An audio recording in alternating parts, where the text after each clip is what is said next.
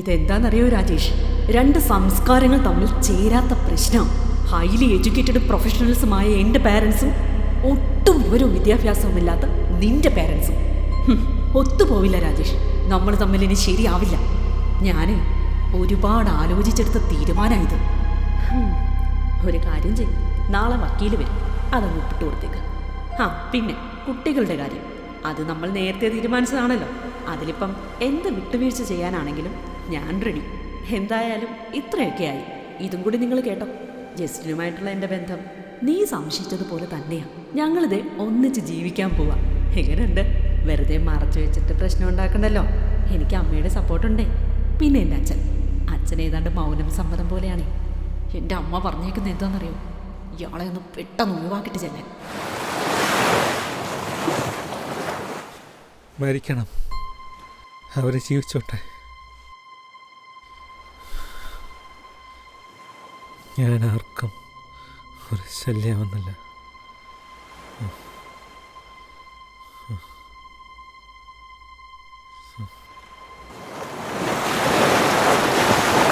എന്തുവായിരുന്നു? കോട്ടും സൂട്ടും ഒക്കെ ഇട്ട് ഗൾഫിൽ നിന്ന് പെണ്ണ് കാണാൻ വന്നപ്പോൾ 2-3 ലക്ഷം രൂപ സാലറി ഉണ്ടായിരുന്നല്ലോ. നിങ്ങളുടെ ഗുണം കൊണ്ട് കയ്യാലപ്പുറത്തിരുന്ന ആ കമ്പനിയും പൊട്ടി. ഇപ്പൊ വെറും 3 ലക്ഷം രൂപയ്ക്ക് എൻ്റെ ഒരു ബർത്ത്ഡേ പാർട്ടി നടത്താൻ പറ്റാത്ത നിന്റെ കൂടെ ഞാൻ എങ്ങനെ ജീവിക്കും? പിന്നെ എൻ്റെ സാലറി അത് എൻ്റെ ഡ്രസ്സിന് പോലും തികയുന്നില്ല. എടാ, തനിക്കറിയാവോ, എൻ്റെ ബർത്ത്ഡേക്ക് ജസ്റ്റിന് എനിക്ക് 2.5 ലക്ഷം രൂപയുടെ ഡയമണ്ട് റിംഗാണ് ഓർഡർ ചെയ്തിരിക്കുന്നത്. തൻ്റെ അടുത്തൊന്നും ഇത് പറഞ്ഞിട്ട് ഒരു കാര്യമില്ലടും. എന്ത് പറയാനാ, ജർമ്മനിയിൽ നിന്നും USA നിന്നും ഒക്കെ എത്ര കോടീശ്വരന്മാരാ യങ് മലയാളി ബിസിനസ്സുകാർ എന്നെ പെണ്ണ് കാണാൻ വന്നെന്ന് തനിക്കറിയൂ? അതെന്തിനാ പറയുന്നത്? ഇല്ല, എൻ്റെ തെറ്റ്. ഏതോ ഒരു നിമിഷത്തിൽ തെറ്റുകൾ എല്ലാവർക്കും പറ്റും.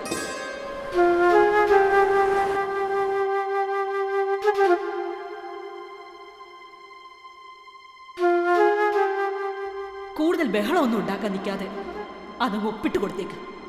അറിയോ നിനക്ക്, എനിക്ക് സമൂഹത്തിലൊരു നിലയും വിലയൊക്കെ ഉള്ളതാണ്. ആ സ്റ്റാറ്റസ് എനിക്ക് കീപ്പ് ചെയ്തേ പറ്റൂ.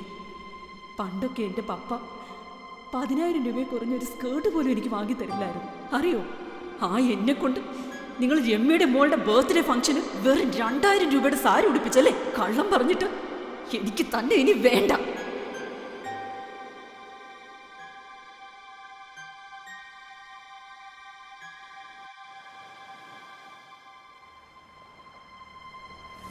രാജേഷ്, പറയുന്നോണ്ടൊന്നും തോന്നരുത്.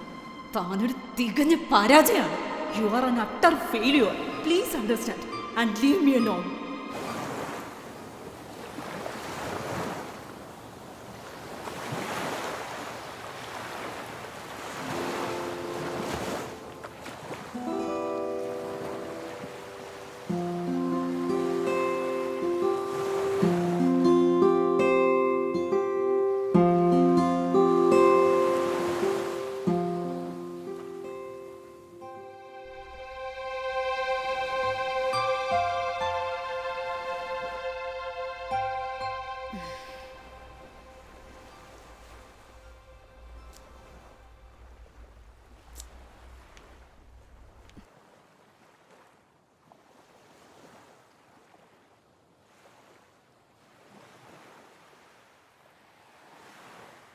കുറേ നേരമായല്ലോ, ഇയാൾക്ക് പൊയ്ക്കൂടെ?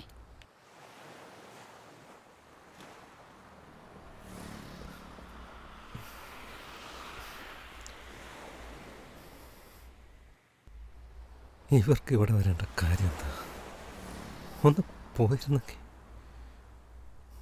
മനസ്സമാധാനമായിട്ട് മരിക്കായിരുന്നു.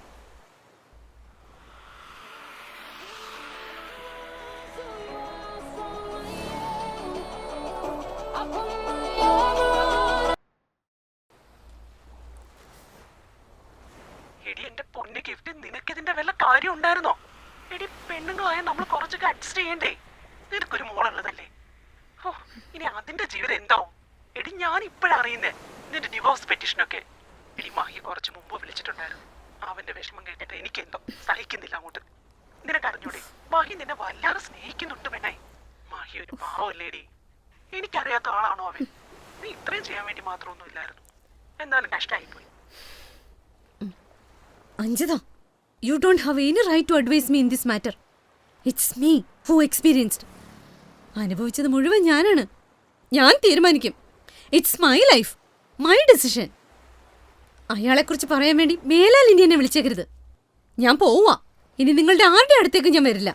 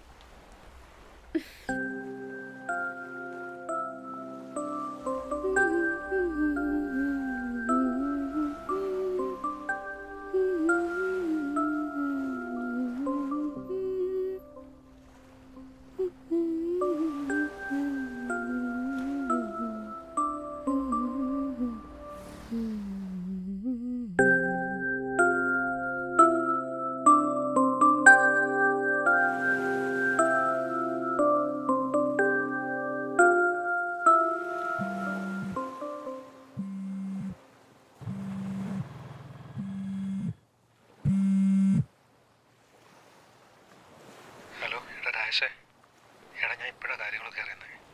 എടാ അളിയ ഡിവോഴ്സൊക്കെ ആയിരുന്നു കേട്ടോ. എന്തിനാണ് അവിടെ നീ ഒഴിവാക്കിയത്? ഞാനല്ലടാ, അവൾ എന്നെ ഒഴിവാക്കിയത്.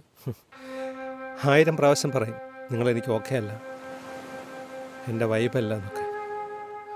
നിനക്കറിയാലോ, കോവിഡ് സമയത്ത് പോയ ജോലിയാണ്. പിന്നീട് ഇതുവരെ വേറൊന്നും ശരിയായിട്ടില്ല. ഈ ജോലിയോടൊപ്പം പോയതാ അവളുടെ സ്നേഹം. എനിക്കാണെങ്കിൽ നാട്ടിൽ നിൽക്കാൻ പറ്റാത്ത കടവും. ഇനിയിപ്പോൾ ചോദിക്കാൻ വേറെ ആരും ഇല്ലടാ. പിന്നെ ഒരു കാര്യമുണ്ട്, നിനക്കറിയോ, ഞാൻ അവൾക്ക് ജീവനാംശം കൊടുക്കണം. 18,000 രൂപ ഒരു മാസം. ഒഴിയാനുള്ള തീരുമാനം അവളുടെ ആയിരുന്നടാ. അവളാണെങ്കിൽ എക്സ്ട്രീം റിച്ചും. ജോലിയുണ്ട്, നല്ല വരുമാനം. അതൊന്നും പരിഗണിക്കപ്പെട്ടില്ല. ആണുങ്ങളായി പോയില്ലേ. എടാ പിന്നെ നീ എന്തിനാ ഡിവോഴ്സ് പേപ്പർ ഒപ്പിട്ട് കൊടുത്തത്? മക്കളൊക്കെ ഉള്ളതല്ലേടാ, അവർക്ക് അവരുടെ അമ്മ വേണ്ടേ? കുട്ടികൾക്ക് അമ്മ വേണമെന്ന് അമ്മയ്ക്ക് തന്നെ തോന്നില്ലേ, പിന്നെ ഞാൻ എന്ത് ചെയ്യാനാടാ? ഞാൻ പോയാലും കുഞ്ഞുങ്ങളെ നോക്കാനുള്ള ഏർപ്പാടൊക്കെ ഞാൻ ചെയ്തിട്ടുണ്ട്. എടാ ഈ 498 പലവട്ടം ഞങ്ങളുടെ വഴക്കിനിടയിൽ അവിടെ പറയാറുണ്ട്. നീ മനസ്സമാധാനം എന്ന് കേട്ടിട്ടുണ്ടോ? അതെനിക്ക് കിട്ടണമെങ്കിൽ ഞാൻ അവിടെ ഉണ്ടാകാൻ പാടില്ല. അവൾക്കും അങ്ങനെ തന്നെയാണ്. അധിക്ഷേപവും അപമാനവും. എൻ്റെ കൂട്ടുകാരുടെ മുമ്പിലും അവളുടെ കൂട്ടുകാരുടെ മുമ്പിലും ഒക്കെ ഒരു വിലയില്ലാതാക്കി കളയും. നാണം കെടുത്തും. ഒരു തരി റെസ്പെക്റ്റ് എനിക്ക് കിട്ടിയിരുന്നെങ്കിൽ എനിക്കുള്ളതെല്ലാം വിറ്റ് പറക്കി അതിൻ്റെ 1000 ഇരട്ടിയായിട്ട് ഞാൻ അവൾക്ക് തിരിച്ചു കൊടുത്തേന്. അവളോടൊപ്പം അവളെ അടിമയായിട്ട് ഞാൻ ജീവിച്ചേന്. ഒരു ഘട്ടം എത്തിയപ്പോഴാ എനിക്ക് തോന്നി ഇവിടുന്ന് ഇറങ്ങി ഓടണമെന്ന്.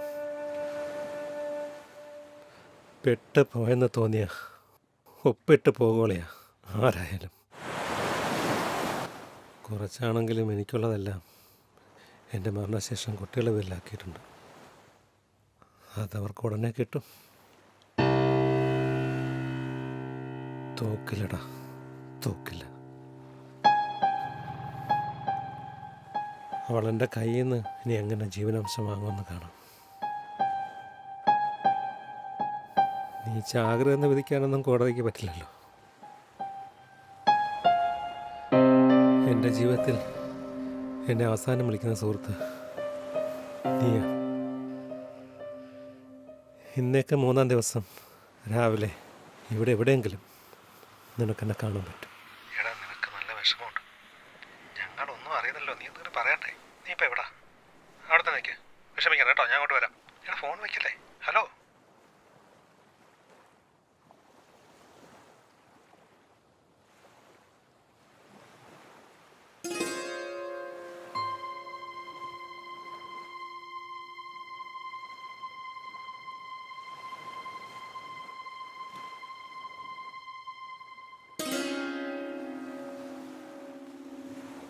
എനിക്ക് ഇദ്ദേഹത്തോടൊന്ന് സംസാരിക്കണമല്ലോ. പക്ഷെ എങ്ങനെ സംസാരിക്കും?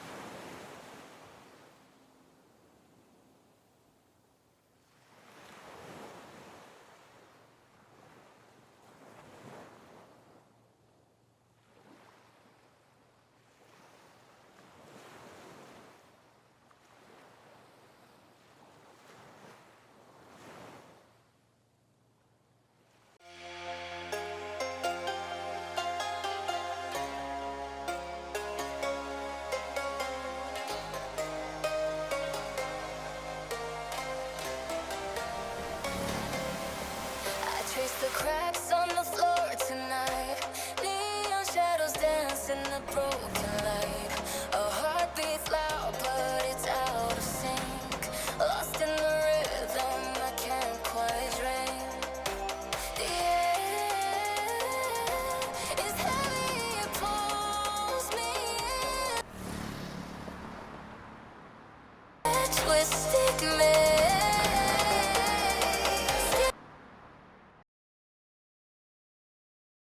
Shadow glow, falling deeper. I don't know. ചേട്ടാ, ഒരു 500 രൂപ ഉണ്ടാവും? ഒരു 500 രൂപ ഞാൻ ഗൂഗിൾ പേ ചെയ്താൽ ക്യാഷ് ആയിട്ട് കൈ തരാൻ ഉണ്ടാവും? ഉണ്ടെങ്കിൽ നന്നായിരുന്നു. എൻ്റെ കയ്യിൽ 300 രൂപയേ ഉള്ളൂ. ഇത് വെച്ചോ. എനിക്കിനി കാശിൻ്റെ ആവശ്യമൊന്നുമില്ല. ഗൂഗിൾ പേ ചെയ്യണ്ട. Can I sit here? നമുക്ക് കുറച്ചു നേരം സംസാരിച്ചാലോ? ഇരുന്നോളൂ.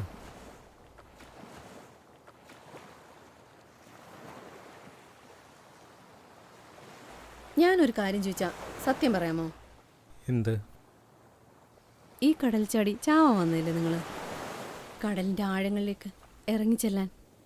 തിരമാലകളെ കാണുമ്പോൾ കൊച്ചുകുട്ടികൾ കരഞ്ഞു ഓടി വരുന്നത് പോലെ കരയിലെ ജീവിതം കണ്ടും അനുഭവിച്ചും പകച്ച് പേടിച്ച് കടലിലേക്ക് ഇറങ്ങിച്ചെല്ലാൻ പോകുന്ന ഒരു കൊച്ചുകുട്ടിയല്ലേ നിങ്ങൾ? അതെ.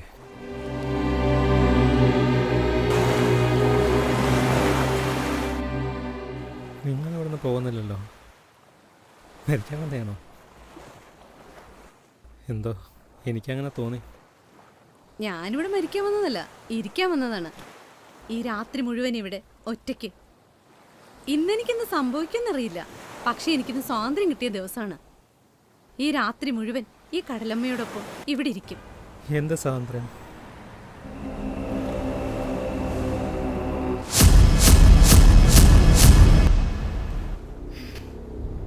കിറ്റി മഹേന്ദ്രൻ. ഇതാണ് ഞാൻ. ഇതാണ് എൻ്റെ ശരീരം. ഹസ്ബൻഡ്, ഭാര്യ എന്നാൽ എന്നും 2 എണ്ണം കൊള്ളേണ്ടവൾ. അതായിരുന്നു അയാൾക്ക് ഞാൻ. ഞങ്ങളുടെ 2 പേരുടെയും പേരൻസിനെ ആദ്യം അകറ്റി. അതയാൾക്ക് എന്നെ ഉപദ്രവിക്കാനായിരുന്നെന്ന് പിന്നീടാണ് എനിക്ക് മനസ്സിലായത്. He's an unknown ghost character, like an NPD. പക്ഷെ അവരുടെ മുമ്പിൽ സ്നേഹം വാരിക്കോരിത്തരുന്ന മഹേട്ടനാകും. മറ്റുള്ളവരുടെ മുമ്പിൽ പെർഫെക്റ്റ് കപ്പിളാവാൻ വേണ്ടി അയാൾ എന്തും ചെയ്യും. Do you know? I am an object like a dustbin. വീട്ടിലെ വേസ്റ്റ് വെജിറ്റബിൾസ് എല്ലാം എൻ്റെ നഗ്ന മേനിയിൽ അയാൾ എറിയും. Urinates on my body that I have to drink. Spit on my face and don't allow me to wipe it out for a whole day. Then gaslights. There are so many things I can't say say that. No empathy, no emotional attachment, sexual narcissism.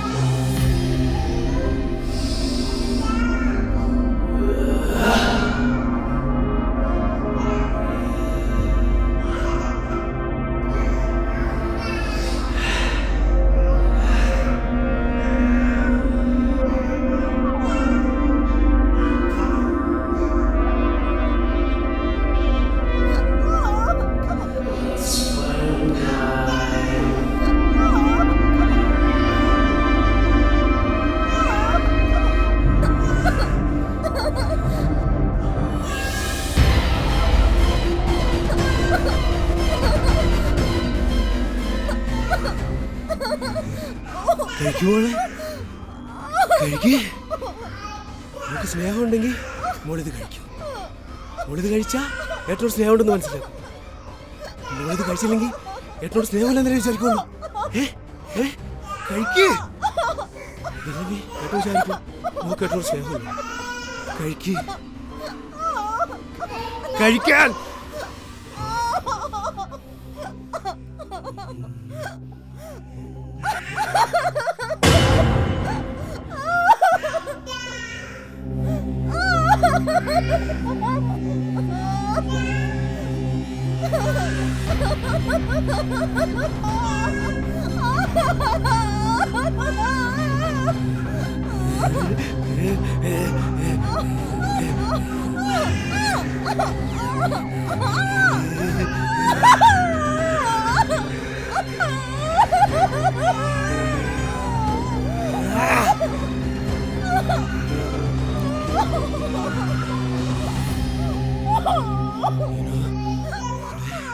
Your blood test is different. What? It was another.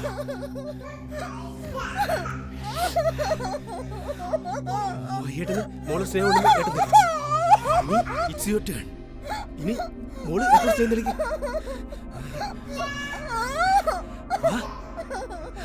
കഴിക്കുന്നേ. ഇത് കഴിച്ചില്ലെങ്കിൽ ഇനി ഏട്ടൻ ദേഷ്യപ്പെടാൻ പോകുന്നത് നമ്മുടെ മോളോടായിരിക്കും.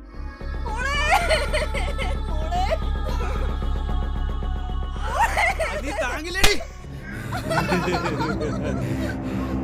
It's one time, twinkle, twinkle, little star.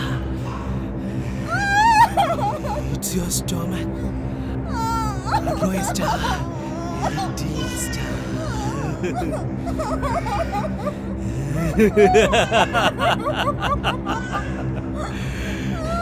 അയ്യോ, നമ്മുടെ മോള്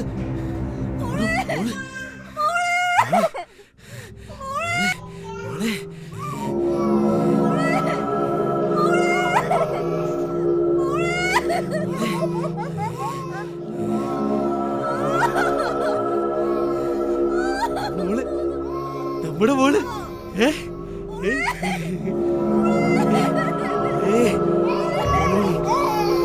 വരുന്നു.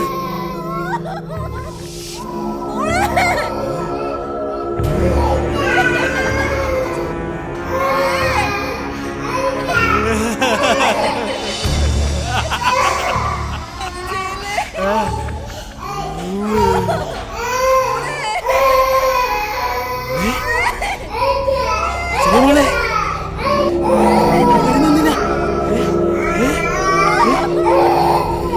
മോളെന്തിനാ വരുന്നത്? തമ്മിൽ സ്നേഹിക്കല്ലേ? ഉണരില്ലേ? ചുണ്ടാക്കല്ലേ? ചുണ്ടാക്കല്ലേ? മോള് ഇങ്ങനെ അച്ഛനെ ഇങ്ങനെ മെല്ലെ മെല്ലെ കണ്ടോ? മോള് നോക്കി, മോളെ പോലൊരു പാവ കണ്ടോ? മോളെ പോലൊരു പാവ. കരയില്ലടി, കരയില്ലടി.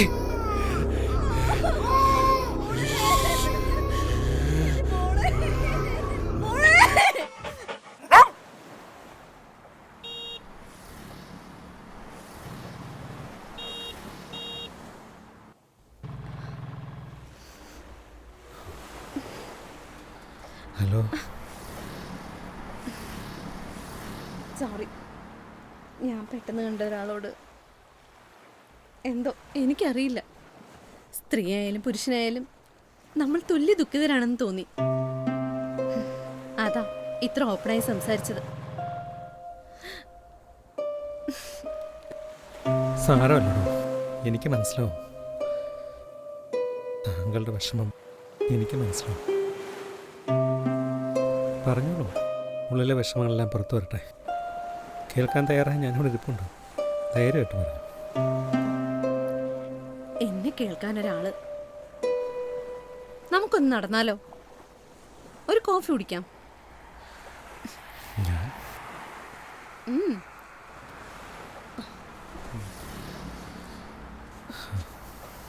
വാന്നേ. ഏ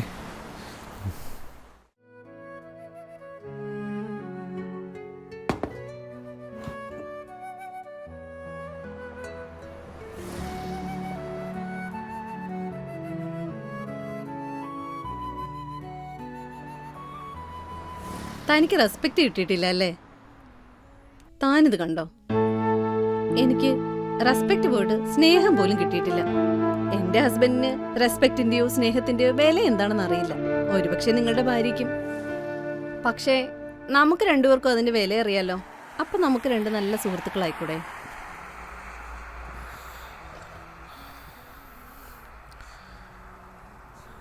ഞാനിവിടെ അവസാനിപ്പിക്കാൻ വന്നു. തീരെ എനിക്കിനി ഒരു തിരിച്ചുപോക്ക് വേണ്ട. അവര് ജീവിച്ചോട്ടെ. നിങ്ങളെ ഇഷ്ടമില്ലാത്ത ഒരാൾക്ക് വേണ്ടി നിങ്ങൾ മരിച്ചിട്ട് എന്താ കാര്യം? അവര് സുഖമായിട്ട് ജീവിക്കും. നഷ്ടം നിങ്ങൾക്ക് മാത്രമായിരിക്കും. പണമില്ലാത്തവൻ, കടം കയറി മുടിഞ്ഞവൻ, ഭാര്യ കളഞ്ഞിട്ട് പോയവൻ. പറ്റില്ല എനിക്ക് ഈ നാട്ടിൽ ജീവിക്കാൻ. കോപമണ്ടൂകം, കിണറ്റിലെ തവള. ആ ലോകത്തെക്കുറിച്ച് മാത്രമേ നിങ്ങൾ ചിന്തിക്കുന്നുള്ളൂ. അതിനപ്പുറത്തൊരു ലോകമുണ്ട്. അവിടെ നമ്മളെ ആവശ്യമുള്ളവരുണ്ട്. ആ നാട്ടിൽ തന്നെ നിങ്ങൾ ജീവിക്കണം.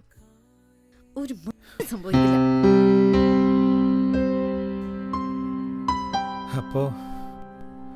അപ്പൊ ഞാൻ മരിക്കണ്ടല്ലേ? മരിക്കാം, പക്ഷെ ഞാൻ പറഞ്ഞല്ലോ, നഷ്ടം നിങ്ങൾക്ക് മാത്രമായിരിക്കും. ജീവിച്ചു കാണിക്ക്. ചത്ത തോൽക്കാതെടോ. ആത്മഹത്യ എന്ന ശ്രമം തികച്ചും പരാജയ. നിങ്ങൾ മരിച്ചു കഴിഞ്ഞാ 2 ദിവസം അവരോർക്കും. പിന്നെ എല്ലാം പഴയ പോലെ ആവും. അവരെ സംബന്ധിച്ച് നിങ്ങളെ ഒരു ശല്യമായി മാത്രമേ കണ്ടിട്ടുണ്ടാവൂ. അത് തീർന്നേ അവർ വിചാരിക്കൂ. നിങ്ങളും ഡിവോഴ്സ് ആയതാ? അതാണോ ഈ ഫ്രീഡം എന്ന് പറഞ്ഞത്? എടോ, ഇഷ്ടമില്ലാത്ത ബന്ധം മാനസികമായി വേർപെടുത്തുന്നതിന് ഡിവോഴ്സ് പേപ്പർ കയ്യിൽ കിട്ടണമെന്നുണ്ടോ? It's only a legal paper. The decision should come from your mind. ഇന്ന് തീരുമാനം എടുത്ത ദിവസമാണ്. ആ വിലങ്ങ് പൊട്ടിച്ചെറിഞ്ഞ ദിവസം. ഞാൻ പോയ നിങ്ങൾ ചിലപ്പോൾ ഇവിടെ ആത്മഹത്യ ചെയ്തുന്നിരിക്കും. പക്ഷെ ഇപ്പോൾ നമ്മൾ നല്ല സുഹൃത്തുക്കളാണ്. അതുകൊണ്ട് ഇപ്പൊ തന്നെ മരണത്തെക്കുറിച്ച് ആലോചിക്കരുത്. എനിക്കിനി ജീവിക്കണമെങ്കിൽ പണം വേണം. പണം ദ മോസ്റ്റ് വാണ്ടഡ് ക്രിമിനൽ. നമ്മളെപ്പോലെ ഒരുപാട് പേര് ഈ ലോകത്തുണ്ടോ. എനിക്കൊരു ലക്ഷ്യമുണ്ട്. പണ്ടേ ഉള്ളൊരാഗ്രഹം കൂടിയാണ്. നല്ല കൂട്ടുകാരുണ്ടോ നിങ്ങൾക്ക്? ചത്താലും കൂടെ നിൽക്കുന്ന നല്ല കൂട്ടുകാർ. കല്യാണം വരെ കുറേ നല്ല സുഹൃത്തുക്കളുണ്ടായിരുന്നു. എന്തിനും ഏതിനും ജീവൻ കളയുന്ന കുറേ നല്ല സുഹൃത്തുക്കൾ. പക്ഷെ കല്യാണം കഴിഞ്ഞ് ഫ്രണ്ട്സ് ആരും വീട്ടിൽ വരുന്ന അവൾക്ക് ഇഷ്ടമല്ലായിരുന്നു. ഒരു ദിവസം അവൾക്ക് വേണ്ടി സുഹൃത്തുക്കളോട് എനിക്കത് പറയേണ്ടി വന്നു. അതോടെ അവരെല്ലാവരും എന്നെ വെറുത്തു. ചിലരിപ്പോഴും വിളിക്കും. അതിലൊരു തന്നെ എപ്പോൾ വിളിച്ചതേ, ഡിവോഴ്സൊക്കെ അറിഞ്ഞ് വിളിച്ചതാ. കാര്യം പറഞ്ഞാൽ കൂടെ നിൽക്കാൻ ഇപ്പോഴും ആ പഴയ കൂട്ടുകാരുണ്ടാവുമോ? ഉണ്ടെങ്കിൽ ഒരു 3-4 പേരെ കൂടെ കൂട്ടിക്കോ. വിഷ്വൽ മീഡിയ പ്ലാറ്റ്ഫോം എന്റെ ഡ്രീമാണ്. എന്റെ വിലങ്ങളെല്ലാം ഞാൻ പൊട്ടിച്ചെറിഞ്ഞു. ഇനി ഞാൻ എന്റെ ഡ്രീമിന്റെ പുറകിലായിരിക്കും. താനും കൂടിക്കോടോ.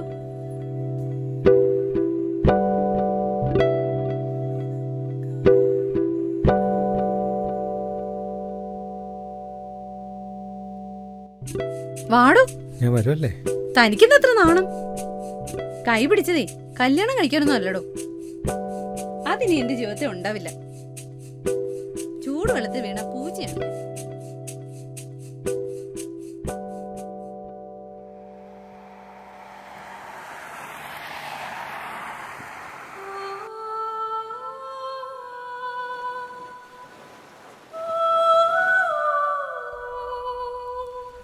എടോ, ഞാൻ നിങ്ങളെന്ന് കെട്ടിപ്പിടിച്ചോട്ടെ? എന്ത്? നിങ്ങളുടെ ഈ കൈ വെച്ച് എന്റെ തലയിലൊന്ന് തലോടാമോ? ഞാൻ വെറുതെ പറഞ്ഞതാണോ? എനിക്കിതൊക്കെ നഷ്ടപ്പെട്ടിട്ട് കാലം കുറയായി.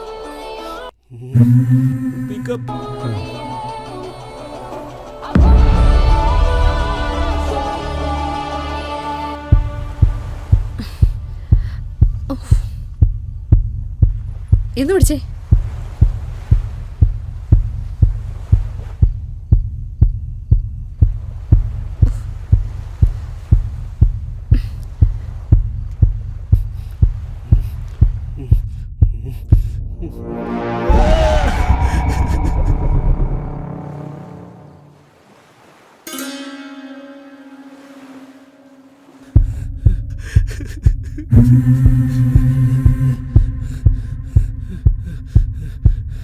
മോളെ, നീ ഒന്ന് ഫോൺ എടുക്കും മോളെ.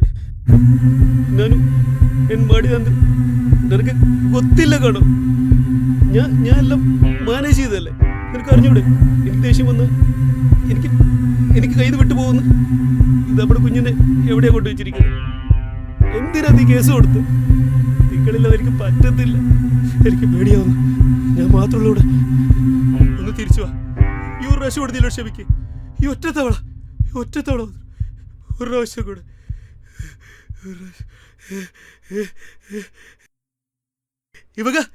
ಇವಾಗ ನೀ ಇಲ್ಲಿ ಬರಬೇಕು.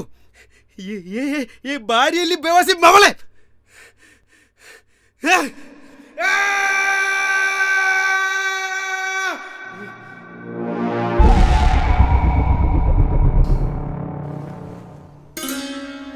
എനിക്കൊരു മോളുണ്ടോ. ഇനി അവളുമായിട്ടൊരു യാത്ര പോകണം. Around India in 18 days. ഒരു സ്ത്രീയുടെ ജീവിതത്തിൽ അവൾക്ക് വേണ്ടതെല്ലാം ചെയ്തു കൊടുക്കണം. അവൾക്ക് ചിറകുകൾ നൽകണം. പറക്കട്ടെ അവൾ. പക്ഷേ അവൾക്ക് വേണ്ടി മാത്രം ഞാൻ ജീവിക്കില്ല. എനിക്ക് വേണ്ടി തന്നെ ജീവിക്കും. നമുക്ക് ഒരുപാട് കാര്യങ്ങൾ ചെയ്യാനുള്ളപ്പോൾ മരിക്കാൻ തോന്നുന്നത് എന്തിനാ? അല്ലെങ്കിൽ തന്നെ ആ 3rd ഡേറ്റിന് വേണ്ടി ഞാൻ മരിച്ച ദൈവം എന്നെ മുടിനാലിൽ കൂടി നടത്തിക്കും. തിളച്ച് എണ്ണയിലിടും. It's my time, it's my life. Who are you? ഭക്ഷണം നൽകാതെ മാനസികമായി ദിവസങ്ങളോളം പീഡിപ്പിച്ചതാണ് മരണകാരണമെന്ന് പോസ്റ്റ്മോർട്ടത്തിൽ തെളിഞ്ഞു. മരിക്കുമ്പോൾ അസ്ഥികൂടം പോലെ മെലിഞ്ഞ തുഷാരിക്ക് 20 കിലോ മാത്രമായിരുന്നു ഭാരം. പഞ്ചസാര വെള്ളവും അരി കുതിർത്തതും മാത്രമാണ് തുഷാരിക്ക് നൽകിയിരുന്നുവെന്ന് പോലീസ് പറഞ്ഞു. മരണത്തിലേക്ക് മടങ്ങുമ്പോൾ പോലും ആ യുവാവ് താൻ ഇഷ്ടപ്പെട്ട പെൺകുട്ടിയുടെ പേര് പറയുന്നില്ല. അസാധാരണമായി കഴിച്ച കഷായത്തെ കുറിച്ച് പോലും പറഞ്ഞില്ല. അപ്പോൾ അത്രമേൽ ആ പെൺകുട്ടിയെ അയാൾ സ്നേഹിച്ചിരുന്നു എന്നത് ആ പെൺകുട്ടിക്കും അറിയേണ്ടതാണ്. എന്തായിരിക്കാം ഇത്തരത്തിൽ ഈ പെൺകുട്ടിയുടെ മനംമാറ്റത്തിന് കാരണം? 2 കുരുന്നു കുഞ്ഞുങ്ങളുടെ ജീവിക്കാനുള്ള ആഗ്രഹത്തെയും അവകാശത്തെയുമാണ് ഈ 2 ആൾക്കാർ കൂടി തല്ലി തകർത്ത് കളഞ്ഞത്. ഞാൻ കഷ്ടപ്പെട്ട് വളർത്തിയ കുട്ടികൾ എന്നെ വിട്ടുപോയി മറ്റൊരാളോടൊപ്പം സുഖമായി ജീവിക്കണ്ട എന്ന അതിഭീകരമായൊരു സ്വാർത്ഥത അവരെ കൊലപാതകത്തിന് പ്രേരിപ്പിക്കുകയാണ്. പാമ്പിനെ ആയുധമാക്കിയൊരു അരുംകൊല. മനുഷ്യ മനസാക്ഷിയെ ഞെട്ടിച്ച, നാം ഇതുവരെ കേട്ടിട്ട് പോലും ഇല്ലാത്ത തരത്തിലുള്ള ഒരു കൊലപാതകമാണ് നമ്മുടെ സ്വന്തം കേരളത്തിൽ അരങ്ങേറിയത്.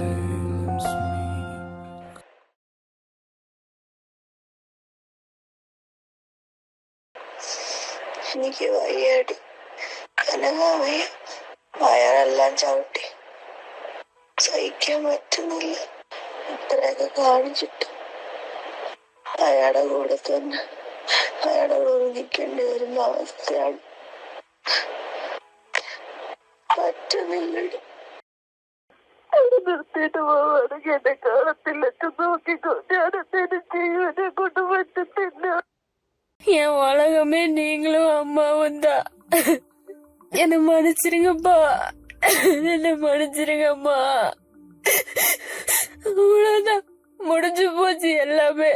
இவன் கூடயும் என்னால வாழ முடியல. அவன் கொடுக்கற மென்டல் டார்ச்சர் என்னால தாங்க முடியல. உடல் ரீதியாவும் என்னால அவங்க கூட உண்மையாவே இருக்க முடியல. ரொம்ப டார்ச்சரா இருக்கு. டெய்லியும் மென்டலி என்ன அசால்ட் பண்றாங்க, फिजिकला इवन टॉर्चर बन रहा। हेलो वर्ल्ड, मेरा नाम अतुल सुभाष है। मैं तकरीबन 34 साल का हूँ, बैंगलोर में रहता हूँ। तो मेरा मानना है कि मुझे खुद को ही खत्म कर लेना बेस्ट है मेरे लिए, क्योंकि जो मैं पैसे कमा रहा हूँ उसी से मैं अपने दुश्मन को बलवान बना रहा हूँ।